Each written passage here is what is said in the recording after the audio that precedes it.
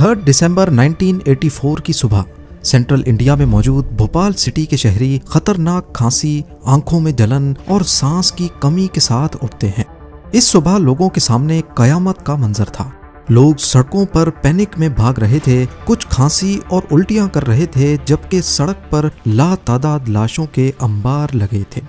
पिछले कुछ घंटों से इनके इर्द गिर्द एक ऐसी जहरीली गैस थी जो पास ही मौजूद एक American pesticide plant union carbide से लीक हुई थी। The toxic gas that escaped from a Union Carbide plant on Monday has killed at least 1,600 people. दुनिया की सबसे खतरनाक गैस जो किसी केमिकल अटैक के लिए इस्तेमाल होती है, उसने भोपाल में करीब 25,000 लोगों की जान ली और 5 लाख लोगों ने इसके साइड इफेक्ट्स के साथ बकाया जिंदगी गुजारी। ये इंसानी तारीख का ना सिर्फ सबसे बड़ा इंडस्ट्रियल हादसा था, बल्कि इंसानी लापरवाही, कॉस्ट कटिंग और अधूरे इंसाफ की दास्तान भी है। पर सवाल ये है कि इतनी डेडली गैस एक अमेरिकन कंपनी के प्लांट से ऐसे कैसे लीक हो गई? प्लांट के सेफ्टी सिस्टम्स ने टाइम पर काम क्यों नहीं किया? कंट्रोल रूम में बैठा स्टाफ, जिनको इस तबाही से 1 घंटा पहले लीक का पता चल चुका था, वो वक्त पर इसे रोकने में कामयाब क्यों नहीं हो सके?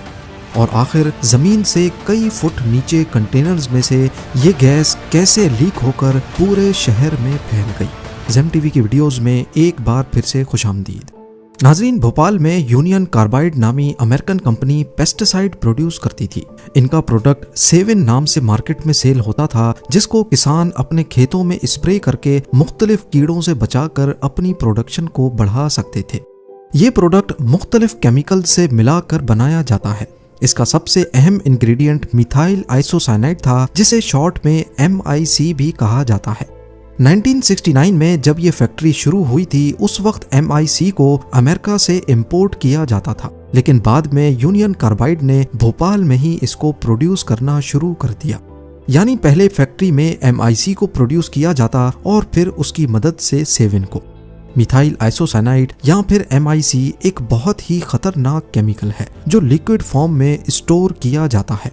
इस काम के लिए यूनियन कार्बाइड ने 3 बड़े कंटेनर्स जमीन के अंदर इंस्टॉल किए हुए थे, जिसमें MIC लिक्विड फॉर्म में रखा जाता था। 3 दिसंबर 1984 की रात 12:05 पे वर्कर्स को गैस लीकेज महसूस होती है और वो फौरन कंट्रोल रूम को इन्फॉर्म करते हैं। कंट्रोल रूम में मौजूद स्टाफ फौरन इस लीक को ढूंढने के लिए स्टोरेज टैंक्स की तरफ बढ़ता है। ये स्टोरेज टैंक्स जमीन के अंदर कंक्रीट की एक मोटी लेयर के नीचे मौजूद थे और उसमें से कुछ पाइप्स निकलकर फैक्ट्री में जा रहे थे। अगले चंद मिनटों में कंट्रोल रूम सुपरवाइजर को पाइप्स में लीक मिल गया, लेकिन वो काफी छोटा लीक था।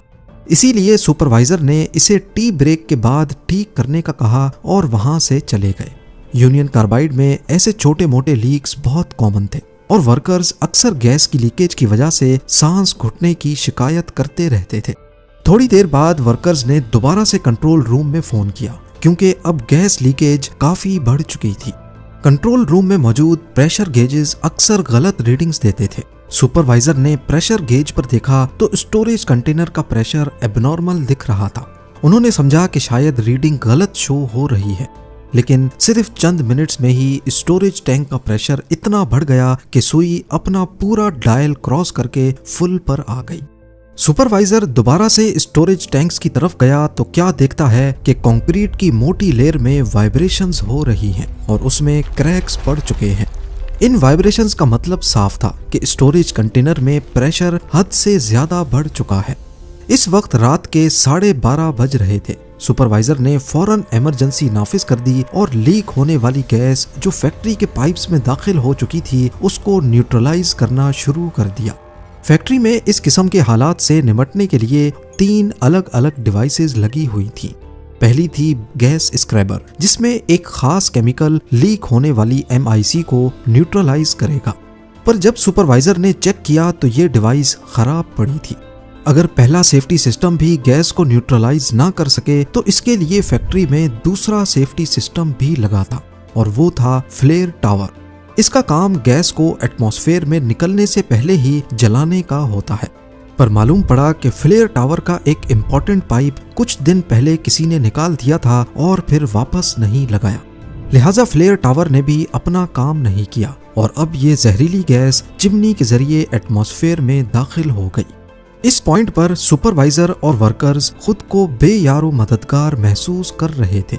ठीक रात के 1 बजे फैक्ट्री में एवैक्यूएशन की अनाउंसमेंट की गई और इमरजेंसी सायरन ऑन कर दिए गए।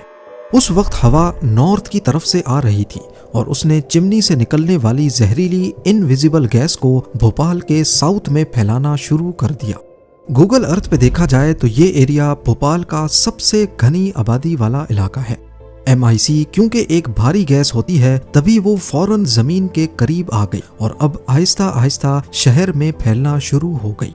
जैसे ही गैस घरों में घुसी, लोगों को फौरन आंखों में जलन और शदीद खांसी शुरू हो गई। बिल्कुल इस बात से बेखबर कि ये लोग एक जहरीली गैस का सांस भर रहे हैं, लोगों ने घरों से निकलकर पैनिक में भागना शुरू कर दिया। भागने की वजह से सांस फूलने लगा और वो लोग और ज्यादा सांस भरने लगे, जबकि असल में वो MIC गैस को इनहेल कर रहे थे। लोग वॉमिट करने लगे, खांसने लगे और एक एक करके सड़क पर लाशें भरना शुरू हो गईं। उधर फैक्ट्री में सुपरवाइजर ने गैस को न्यूट्रलाइज करने के आखिरी सेफ्टी सिस्टम को इस्तेमाल करने का फैसला किया। उनको होस पाइप से चिमनी से निकलने वाली गैस पर पानी स्प्रे करना था ताकि गैस न्यूट्रलाइज होकर शहर में ना फैल सके।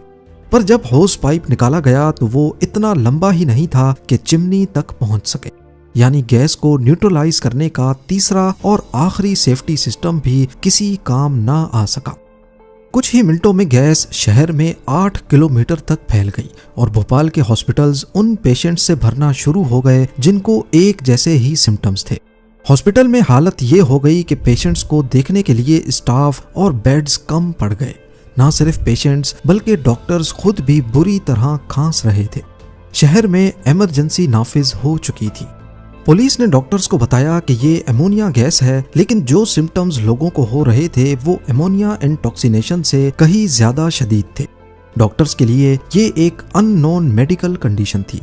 ये सब इतना जल्दी हुआ कि अथॉरिटीज को सही से पता ही नहीं था कि ये अमोनिया गैस है, फॉस्जीन या फिर MIC।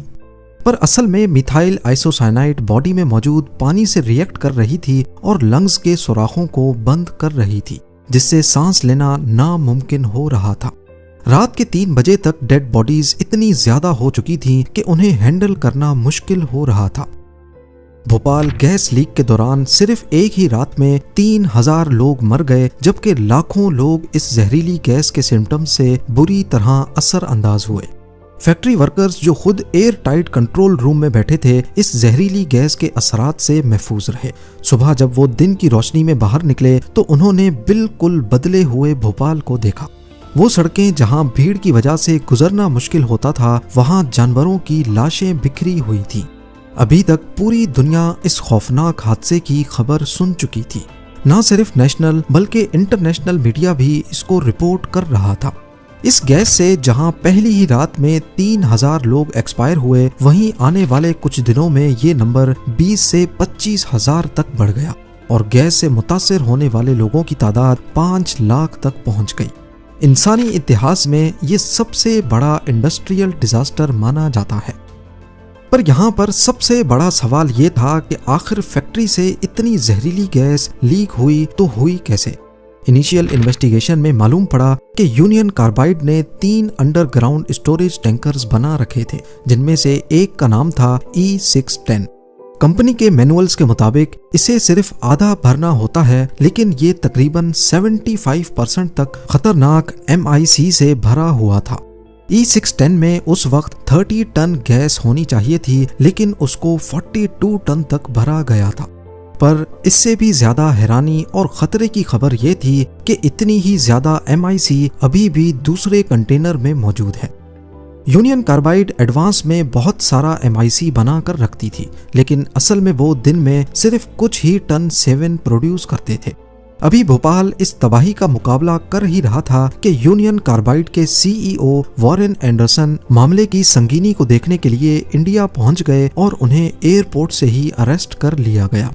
पर बजाय इसके कि उन्हें जेल भेजा जाता, पुलिस उन्हें यूनियन कार्बाइड के ही एक गेस्ट हाउस में ले गई। कुछ ही घंटों में वो बेल पर रिहा हो गए। इसी दौरान वो इंडिया छोड़कर भाग गए और फिर दोबारा कभी लौटकर नहीं आए।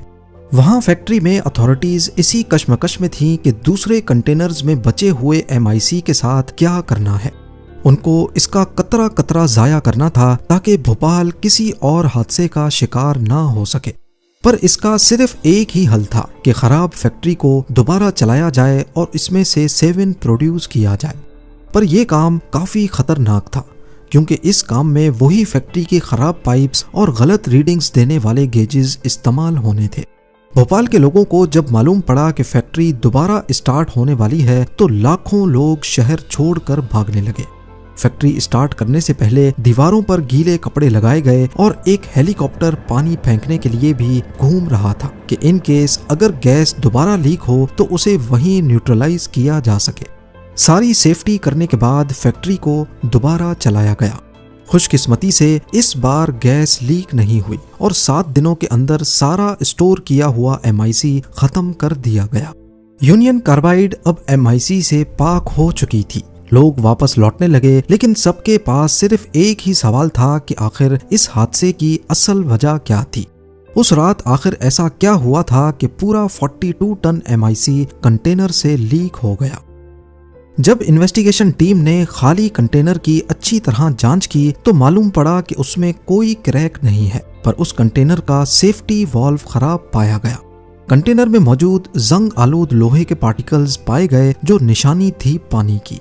मिथाइल आइसोसाइनाइड पानी के साथ कांटेक्ट में आते ही गर्म हो जाता है और उबलने लगता है। ये चीज पहले ही लैब में चेक कर ली गई थी, यानी उस रात कंटेनर में किसी तरह पानी आया था। मालूम पड़ा कि हादसे से पहले शाम को वर्कर्स ने करीबी प्रोसेसिंग यूनिट की धुलाई की थी। ये प्रोसेसिंग यूनिट और कंटेनर एक ही पाइप के साथ कनेक्टेड थे, पर पानी कंटेनर में ना जाए इसके लिए पाइप में एक स्टॉपर लगा था और एक सेफ्टी वाल्व भी। पर ना तो स्टॉपर सही से काम कर रहा था और ना ही सेफ्टी वाल्व। अगर ये दोनों खराब भी हों तो एक और चीज भी थी जो इस हादसे को होने से रोक सकती थी। यूनियन कार्बाइड एक इंटरनेशनल कंपनी है जिसके प्लांट्स उस वक्त दुनिया भर में मौजूद थे। उनको अच्छी तरह इस केमिकल की खतरनाक नेचर के बारे में मालूम था। इस किस्म के हादसों से बचने के लिए आधे कंटेनर को लिक्विड MIC से भरा जाता था, जबकि बाकी आधे में नाइट्रोजन गैस डाली जाती थी ताकि अगर कभी वाल्व या स्टॉपर खराब भी हो जाए तो नाइट्रोजन गैस का प्रेशर पानी को वापस बाहर धकेल सके। पर अफसोसनाक तौर पे उस शाम कंटेनर में नाइट्रोजन गैस भी नहीं थी। इन्वेस्टिगेशन टीम ने रिकॉर्ड्स चेक किए तो मालूम पड़ा कि पिछले 20 दिनों से किसी ने नाइट्रोजन गैस के लो प्रेशर को रिपोर्ट ही नहीं किया था। ये एक क्लियर कट केस था लापरवाही और कॉस्ट कटिंग का। रिपोर्ट्स में बताया गया कि 1984 में ही यूनियन कार्बाइड ने भोपाल प्लांट को चलाने के लिए खर्चे में करीब $12 लाख की कटौती की थी, जिसकी वजह से छोटे मोटे गेजेस और वॉल्व्स को रिप्लेस ही नहीं किया जा रहा था। बाद में यह भी मालूम पड़ा कि इस हादसे से पहले कंपनी को कई वार्निंग्स भी मिल चुकी थी। 1981 से 1984 तक 5 मरतबा यहाँ गैस लीक के केसेस हो चुके थे, जिसमें से एक मरतबा यूनियन कार्बाइड के एक वर्कर की जान भी जा चुकी थी। E610 कंटेनर में नाइट्रोजन गैस के कम प्रेशर को पिछले 20 दिनों से किसी ने रिपोर्ट नहीं किया क्योंकि उसका गेज ही खराब था। कंटेनर का खराब वाल्व, पाइप का खराब स्टॉपर, गैस लीक होने के बाद गैस स्क्रबर जिसको गैस न्यूट्रलाइज करनी थी वो भी खराब, फ्लेयर टावर जिसको गैस में आग लगाकर उसे माहौल में फैलने से रोकना था वो भी खराब, और आखिर में होज पाइप भी इतना छोटा कि वो चिमनी तक नहीं पहुंच सका। ये सब कंपनी की लापरवाही और कॉस्ट कटिंग का नतीजा था। इस हादसे के बाद यूनियन कार्बाइड के खिलाफ केस चलता रहा, लेकिन 5 सालों के बाद आउट ऑफ कोर्ट सेटलमेंट हुई और कंपनी ने इंडियन सरकार को $470 मिलियन देकर मामला सेटल कर लिया। 2010 में यूनियन कार्बाइड के 8 मैनेजर्स को लापरवाही के इल्जाम में मामूली जुर्माना लगाकर छोड़ दिया गया, पर यहाँ रहने वाले लोग 40 साल पहले हुए हादसे के असरात को आज तक भुगत रहे हैं। ये फैक्ट्री आज भी उसी हाल में खड़ी है। यहाँ जमीन और पानी में आज भी टॉक्सिक कंटामिनेशन पाई जाती है। और जो लोग इस हादसे में जिंदा बच गए वो आज तक MIC के लॉन्ग टर्म साइड इफेक्ट्स का मुकाबला कर रहे हैं। उम्मीद है ज़ेम टीवी की ये वीडियो भी आप लोग भरपूर लाइक और शेयर करेंगे। आप लोगों के प्यार भरे कमेंट्स का बेहद शुक्रिया। मिलते हैं अगली शानदार वीडियो में।